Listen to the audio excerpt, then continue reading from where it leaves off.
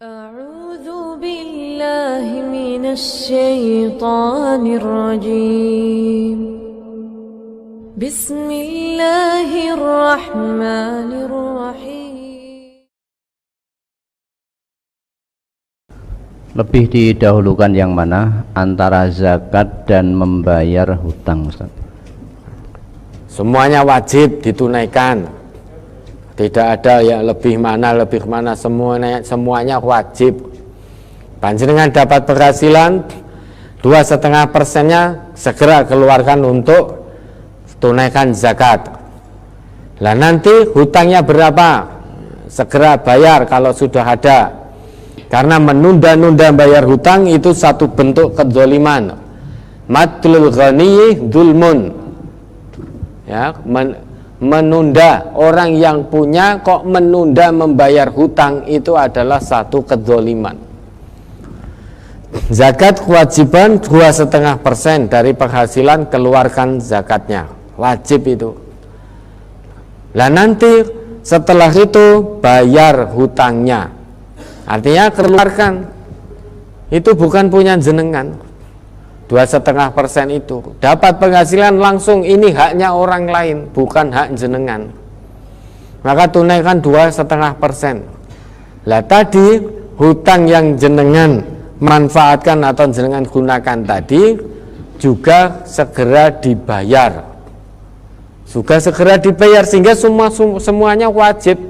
Tidak lebih didahulukan yang mana, tidak ada yang lebih didahulukan. Karena zakat bukan milik jenengan, itu hanya orang lain yang Allah titipkan pada panjenengan. Maka begitu dapat segera keluarkan. Lah hutangnya segera bayarkan. Panjenengan sudah diberi, sudah ada, kan ada penghasilan. Berarti dimampukan oleh Allah untuk segera membayar hutang. Kalau ternyata iman kemudian menunda-nunda, itu bentuk kezaliman, kata Nabi kita. Matlul ghaniyyi dzulmun, mengulur-ngulur, menunda-nunda bagi orang yang sudah dimampukan oleh Allah untuk membayar hutang, itu adalah satu bentuk kezaliman. Hutang saya 100 juta, saya setiap bulan hanya punya uang pemasukan 4 juta, 5 juta. Berarti kan saya belum mampu. Bukan begitu caranya. 4 juta, 5 juta itu bisa jenengan kumpulkan, jenengan cicilkan. Lah kalau kita pengen nunggu cash mampu, beri kemampuan oleh Allah 1 juta, dititipi oleh harta oleh Allah 1 juta, setiap bulan bisa dicicil. Atau kalau yang menghutangi tidak mau dicicil, ya sudah, panjenengan nyicil sendiri, dikumpulkan. Nanti kalau sudah sampai 1 juta, bayarkan. Atau panjenengan kumpulkan, kalau sudah sampai 10 juta, bayarkan. Namun harus ada tembungnya dan ada komunikasi dengan orang yang menghutangi. Jangan hilang lap lungo gitu saja.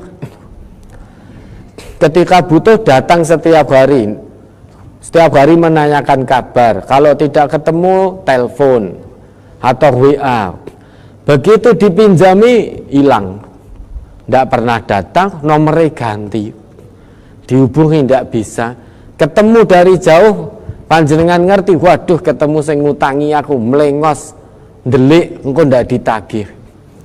Nah itu berarti jenengan melakukan satu hal yang dolim. Dulu ketika butuh datang setiap saat.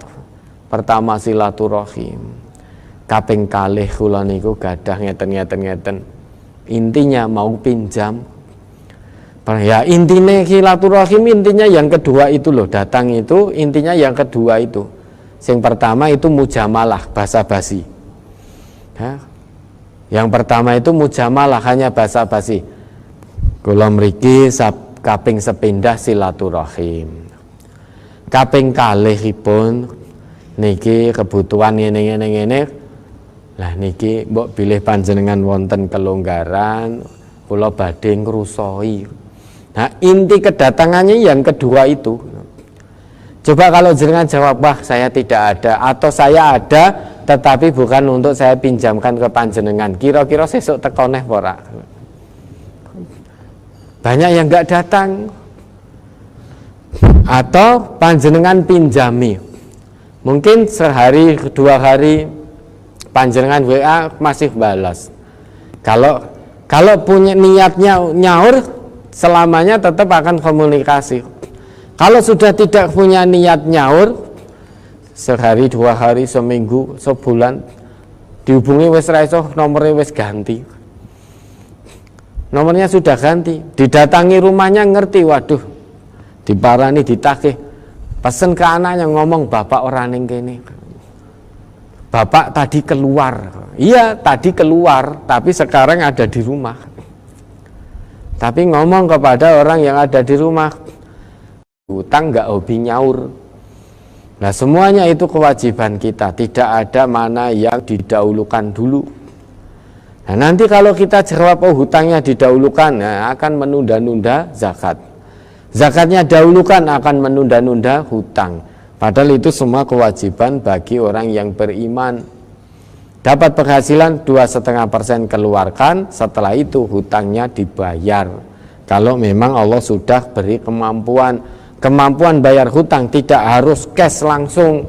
Allah mampukan, mungkin cara Allah memampukan panjenengan itu dengan tiap pekan atau tiap bulan, itu cara Allah memampukan panjenengan. Ada yang dimampukan oleh Allah langsung cash, namun ada pula yang Allah beri kemampuan, dimampukan oleh Allah dengan setiap pekannya, setelah gajian mendapatkan penghasilan, atau setiap bulannya. Nah, kalau menunggu cash padahal Allah itu mampukan panjenengan dengan cara begitu, maka komunikasikan yang baik dengan yang menghutangi. Nek tak cicil piye. Kalau ternyata wis pokoknya aku gelem mbok cicil, misal hutang 10 juta, setiap 1 juta kamu bayarkan ke saya, berarti kewajiban jenengan nyimpen setiap setiap pekan atau setiap bulannya. Lah nanti kalau sudah terkumpul 1 juta bayarkan, terkumpul bayarkan, begitu seterusnya. Ya semuanya kewajiban, tidak ada mana yang lebih didahulukan, semuanya didahulukan.